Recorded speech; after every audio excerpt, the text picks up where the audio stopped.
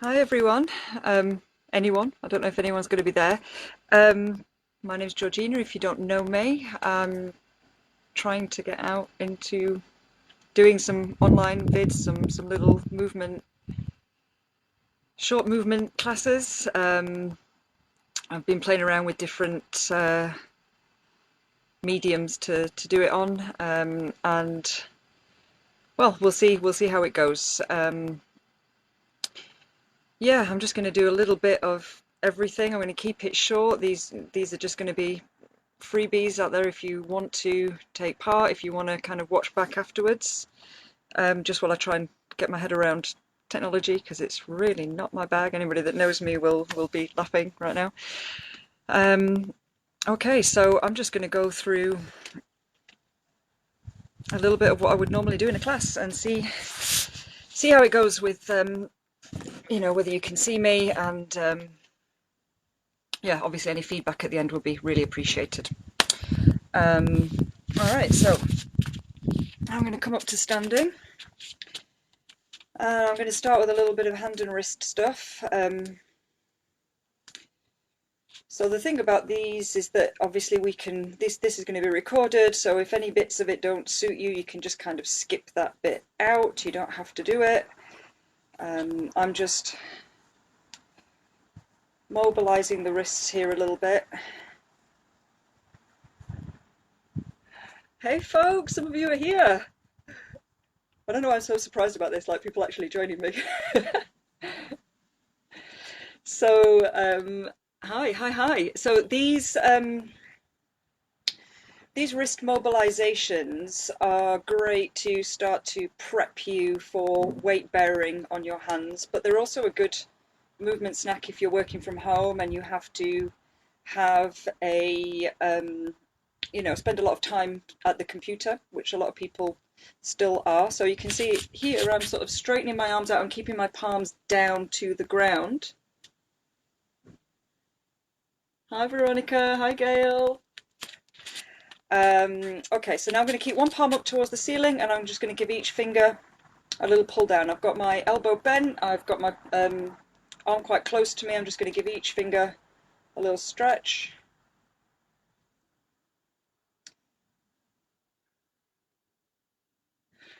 Hi Carol. And then for the thumbs specifically, hey Mike, for the thumb specifically, I'm just going to give the thumb a gentle pull back, give it a little wiggle side to side. Make sure if you're doing this, because statistically the thumb is the joint that is most likely to get osteoarthritis. So make sure if you're doing this, if you have stiff hands, that the rest of your hand and wrist are not wiggling with you. So really good to do these if you have spent a bit of time at the computer, just to kind of get blood flow going into your hands, your wrists, into the tiny joints. This stretches the forearms, the top of the joint. So if we've been doing a bit of weight bearing on the hands, this is a good rest position to come into. And then I'm going to bring my wrists together like this. Spread your fingers out as much as you can. Really splay the hands, stretch them. And then reach your arms forwards. Try and keep the back of your wrist in contact. Rotate around so you've got the back of the wrist in contact there, and then we're going to curl the fingers in and bring it back this way. So I'm going to stretch, reach, rotate, and curl it back in.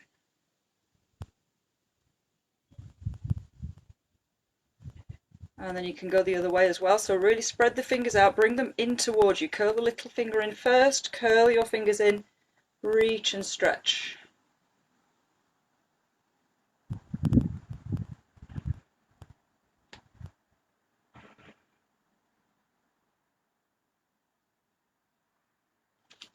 And then give your hand a little shake out. So now I want you to make a fist, and you're going to wrap your thumbs outside the fingers. Make sure that you're keeping your index finger fixed. Bring your knuckles together here and drop your hands down so you contact the back of your wrists. So if your hands are a little bit tight, you might have found that you either accidentally let your index finger go, or maybe your shoulders had to come up and your elbows had to come up. That's cool. So just get the backs of your hands together. Make sure that you're keeping your index finger wrapped in, and then work on relaxing your shoulders. Okay, and then give that a little break. So I'm going to come down now onto all fours. I wonder, can you guys see my hands down here? Hey, Cardia. Okay, so I've got my fingers splayed. I'm trying to move to see whether you can still see my hands, because I can't see my hands right now. Ah, there we go. Right, okay, so fingers are splayed nice and wide. Arms are straight. We're going to come into a rhomboid push-up, which is good for your shoulder strength. You're going to let your shoulders slide together and then push back up. Ah, no, you can't see my hands. Ah, that's a bit of a shitter, isn't it? This camera is like following me around, but it's following my face. It's not paying attention to the bits I want you to see. Oh well, this is all experimental. We'll see how it goes. It's getting quite warm. Okay, so I'm going to show you here what I was doing with my hands, which basically is important in terms of what your elbows and your shoulders are doing. So if I've got my hands here, you can see that I've got my fingers splayed out. With your wrists extended, when you've got your hands on the ground, are you able to contact that first knuckle of the index finger? And where do your thumbs go? Are you able to keep your thumbs kind of perpendicular to the other fingers whilst keeping your arms straight? If I go further back, does it make a difference? Oh yeah, okay, right, so you can see my hands there, right? Okay, so, and it's going to zoom in towards me so you can't see my hands anymore. Oh well, okay, right, so maybe it's not the best device, this thing. Anyway, right, so I'm working on keeping my hands spread. Now, just being in this all fours position can be a good exercise to work on your upper body strength and give you a bit of a movement break if you've been at the computer all day. So I've got my arms nice and straight. I'm working on keeping my index fingers pressed down, so particularly that first knuckle. See whether even you can let your index finger lift away from the ground a little bit. So basically what I'm doing is I'm trying to lift my index finger whilst keeping my hand down.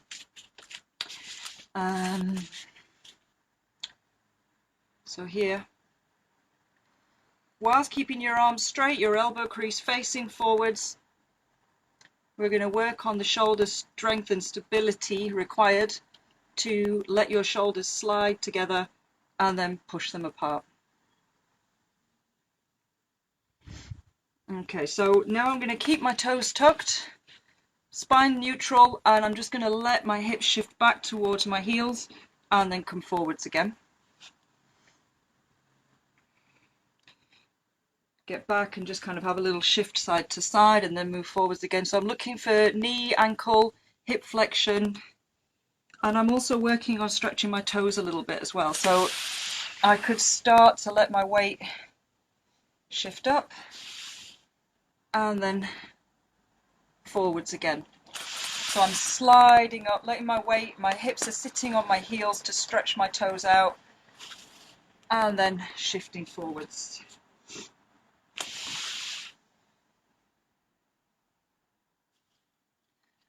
Okay guys, and then you're going to take your knees a little bit wider, let your feet drop out to the side, come down onto your elbows. It's a little frog stretch here, so you're going to make sure that you're not rounding your bum here, that you're tipping your tailbone up towards the ceiling, and also that you're not letting your ribs collapse. So you want to kind of feel that that distance between the rib cage and the pelvis stays the same. As you come into a little rock back, you're going to get a good stretch on the groin and inner thigh.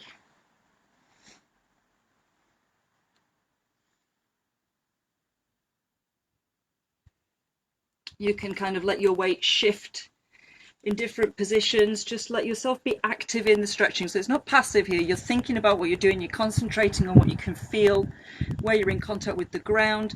As you go back, is your bum rounding a little bit? You want to make sure that it stays neutral as you shift back. And I'm going to come back up onto my hands. And straighten one leg and shift back. I generally get a nice pop in my hips there. I don't know if you could hear that, but if your hips pop a little bit when you do this stretch, it's all right.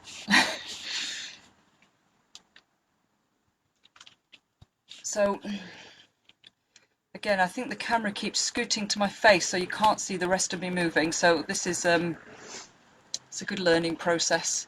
Hey Zoe. Yeah, I need to come to one of your classes too. Right, okay, so I'm going to straighten and shift back. If you have the range to come all the way down, then let your bum rest on the inside of that foot, up and switch. If it's not available for you to do that, use your hands. So you can just keep the range a little bit smaller, keep your hands on the ground.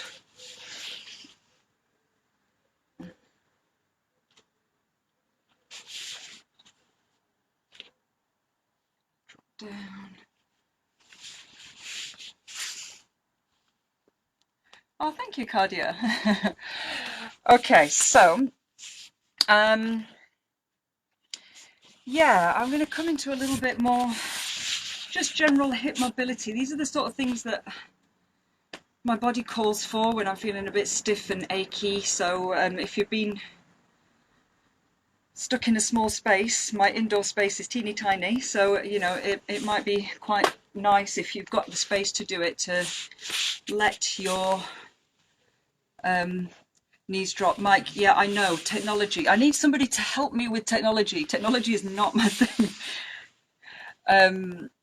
Yeah, so I'm letting my legs drop. You can totally do this with your hands on the ground if you need to. So if you need to support your weight a little bit, keep your hands down as you let your knees rock. If you can do it with your hands up, great. What we're going to do is we're going to kind of lean in different directions to mobilize your hips, glutes a little bit here. So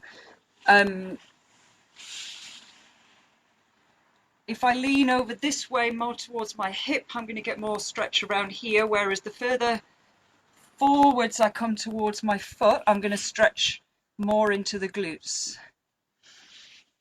So again, you can totally do that with your hands on the ground to support your weight a little bit if you need to.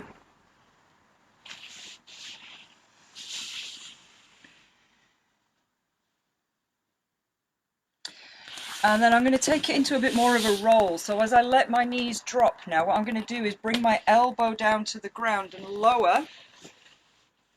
And I'm going to make a little rainbow arc with my arms and roll to bring myself up. That should be easy. So if you're having to hike to come up, then you've kind of missed where you know, where you need to use a spiral to help you come up. So I'm going to do that again.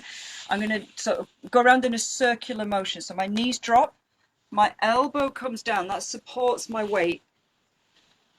This is a mobilizing exercise. It's not a core, it's not a sit-up. I am sitting up, but it's not a sit-up. So knees, elbow, arms, sweep around, and back. All right, so we're going to go the other way now. So I'm going to let my knees drop, let my elbow come down, support my weight, and up. So we're going to rotate around like that a few times. Down, arms, knees, and come up. And one more this way.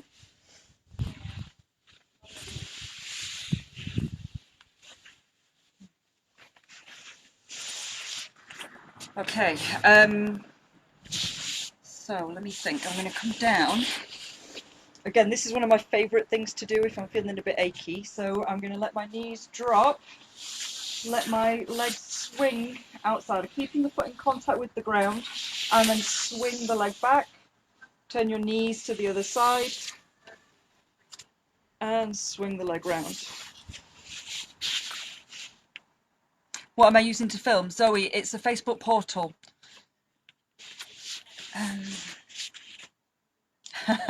Yeah, thanks.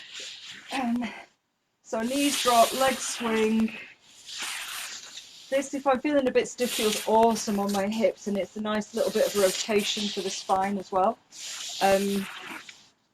If you can take your hand around, so you're going to sweep the hand around towards your toes and back. Let your legs drop, let the outside foot sweep in a little semicircle, and take your hand around to meet the toes. If you can't reach your toes, it really doesn't matter. You're just going in these directions.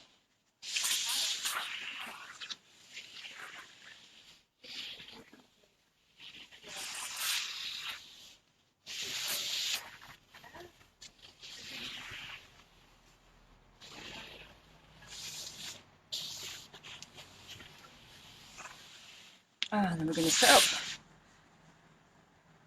Hey Steph, nice to see you. Okay, so yeah.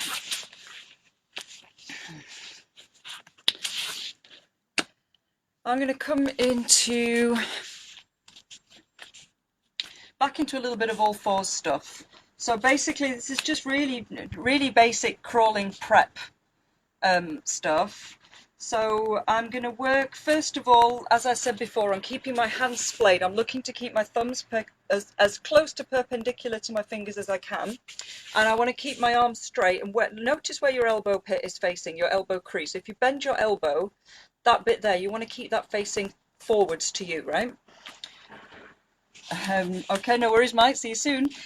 You're going to have a go at rotating over your stabilizing shoulder. So I'm using my core to do this. I'm keeping my hands splayed, my arms straight, and as I push into the ground, I'm rotating the whole of my spine. So I don't want to retract my shoulder to lift up or bend my arm. I'm just twisting over that shoulder.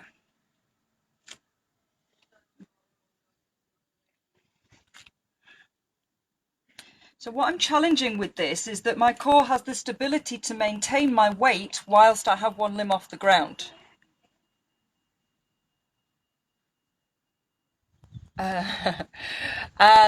So what I'm going to do here is I'm going to keep rotated. So I'm going to keep my core active. I'm not pulling my belly in. It's just working because I'm not letting my ribs collapse or anything like that. So I'm keeping my breath flowing naturally. And as I support my weight here, I'm going to shift. I'm going to shift my weight forwards, back, side to side, keeping my hand drawn down to the ground. And then let's swap. So I'm going to push my other hand into the ground, rotate away from the ground, and I'm going to shift forwards, back, side to side.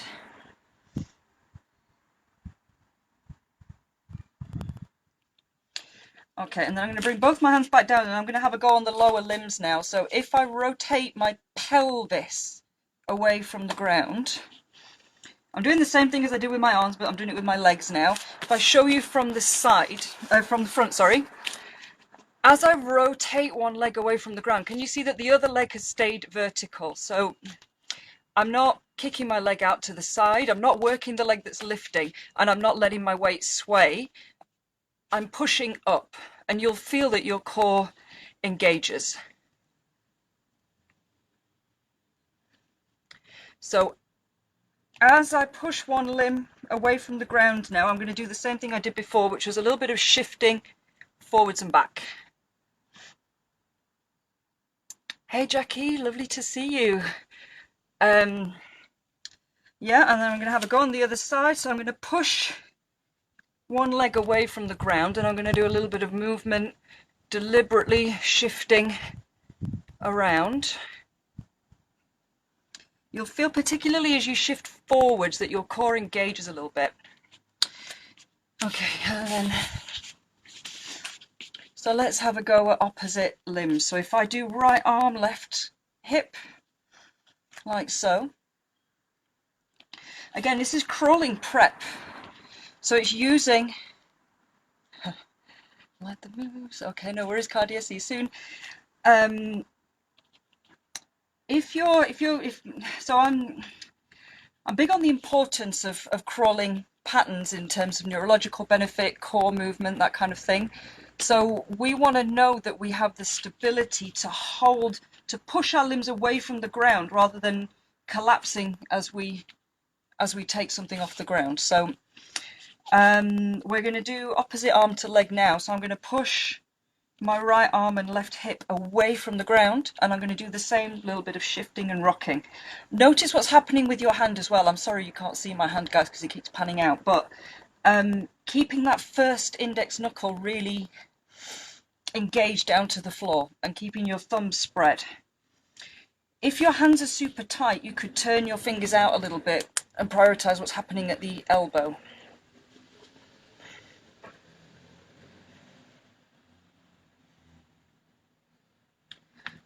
Okay, I'm going to bring my elbows down now. Turn your palms up to the ceiling, guys, or the sky, wherever you are. And you can let your head relax. Make sure that your ribs aren't sinking. So, but Nora, we're doing a child's pose, so you don't want to be in a roundabout. You want to find your neutral. Keep your elbows and hands where they are, and just let your hips rock back a little bit.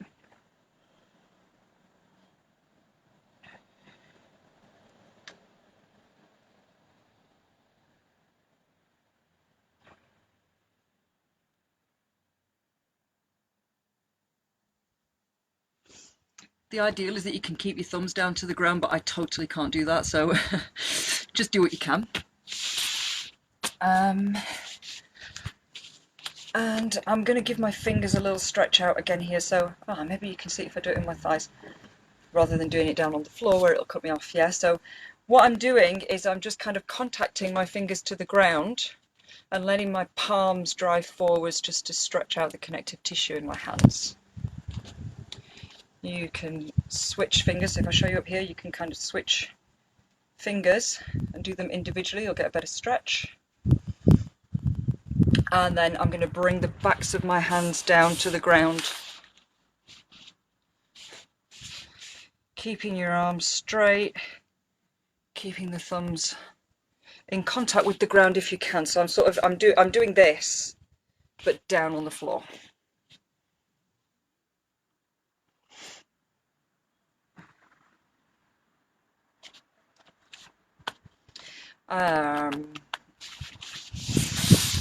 Yeah, guys, so I'm thinking I'm going to keep these quite short. Just have a little play around with what works. Does anyone have any questions? Does anyone have anything that they want to say?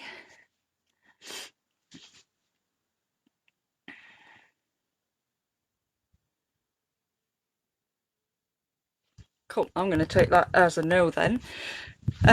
Yeah, so I think sort of 20 minutes or so for these Facebook Lives. I know I said I was going to do an hour class, but yeah, I'm not. Yeah, I'm still playing around with this, and I think just for these first few, while I'm messing around with it, I'll keep it short so that people aren't overwhelmed when they want to look back at a video, if they want to look back at a video. And yeah, let me know if you have any questions, if you have any feedback. I tried doing a Zoom call with my laptop, and the sound and connection are not great on there.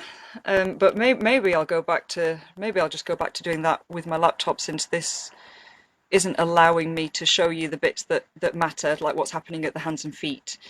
So it's all trial and error at the minute. Yes, thanks, Jackie. Short and sweet is good. Thank you. Yes, talking is my thing, so I do talk a lot. That's kind of my thing, so that's not going to stop. Right, guys, I'm going to call it a day there. Post questions if you want, and I will get back to you. And I'm going to try. I'm going to do something again tomorrow. I'm going to try. Thanks, Veronica. That's good to see. Good to hear. Yeah, I'm going to try different methods. Okay, so I might go back to using my laptop tomorrow and do the Facebook Live and see how that goes.